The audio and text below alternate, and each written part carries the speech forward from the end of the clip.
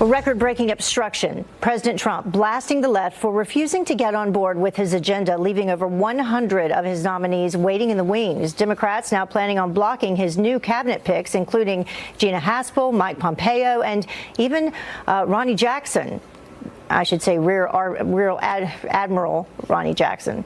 Here now to weigh in is GOP strategist and contributor at The Hill, Jen Kerns. Thank you so much for joining us. Great to be here. So this obstruction, it's unprecedented. Well, sure. I admit that the changing of the guard at the White House seems to be happening about as frequently as the changing of the guard at Buckingham Palace. There's certainly a lot of staff changes, a lot of new appointments. But I think this underscores the bigger point here, which is Democrats are truly living out this campaign slogan of the resistance. If you look at who they've blocked, it's hard to see who they wouldn't block at this point. If, Bernie Sanders and Hillary Clinton had a love child, I think they would block him too. But if you look at the pressing issues around the world, what's going on right now, Heather, you look at the high stakes negotiations coming up in North Korea. You look at some critical deadlines looming in Iran. You look at Russian aggression increasing around the world. We have got some serious problems facing not just the United States, but some of our allies. And it's time for Democrats to get serious. The interesting thing here, Heather, is the Democrats actually don't even have the numbers to block these nominations. So it really does tell you where the Democrats' hearts are at right now. It's a lot of election year theater. That's what I was going to ask you. What is the issue? What are they trying to prove? Because there's 131 nominees who have yet to be confirmed by Congress. Yeah, I think what we've seen with Democrats this year, whether it was over DACA, which they never really intended to solve, they would rather have that as an election year wedge issue. We've seen that Democrats would rather, I think, have a headline, rather have something against Donald Trump so they can go back and campaign on that in their districts. I think that's what you're seeing here play out. The interesting thing here is there might be problems actually on the Republican side. Rand Paul is saying he may not support Haspel for CIA director. So the real irony here with all the Democrats gnashing of their teeth, you might actually have a bigger problem on the Republican side with Rand Paul on the Senate Foreign Relations Committee. We only, as Republicans, have a one-vote margin there, and if Rand Paul doesn't approve that, things could get a little sticky. There's been a lot of changeover in terms of the White House staff. A lot of recent developments. I'm sure more to come.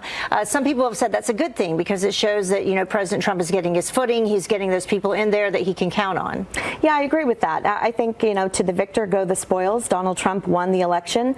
He certainly, as commander-in-chief and president of the United States, can appoint who he feels comfortable with. And I think he's proven over the last year that he can be trusted around the globe. Look at, we've got North Korea coming to the negotiating table. Yeah. It's really remarkable. You look at other things he's done. He's being tough on Russia. Tough on Russia, tough on ISIS. You have ISIS scrambling across the globe.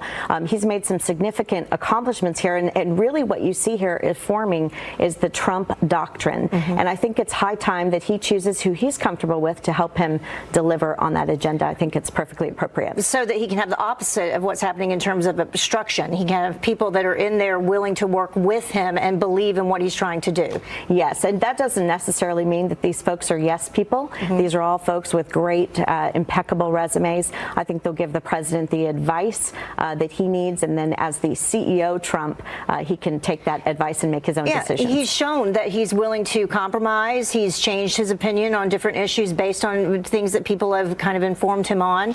So he's willing to work with people, just has to have the people in place that are willing to work with him. Right. And I think, his pick of Rear Admiral Jackson, as you said, to run the VA, I'm amazed that Democrats are poking so much fun at that. Why wouldn't you want someone who is a veteran, who fought in the war on terror, someone from our generation, to run that for the guys who are coming back from overseas who are injured? He knows what the challenge is there. This is a person who's also a physician. Why wouldn't you have someone? The VA is basically a large hospital. Why wouldn't you have someone in the medical profession? So it's interesting to trying see to refer to him as blockade. Trump's doctor, leaving out everything else he's ever done, and then John Bolton trying to refer to him as just a Fox News commentator, forgetting everything else that he has done. So these are people that are qualified for their positions. And Admiral Jackson, by the way, appointed by Barack Obama in 2013. There you go. All right. Thank you so much, Jen. Appreciate it.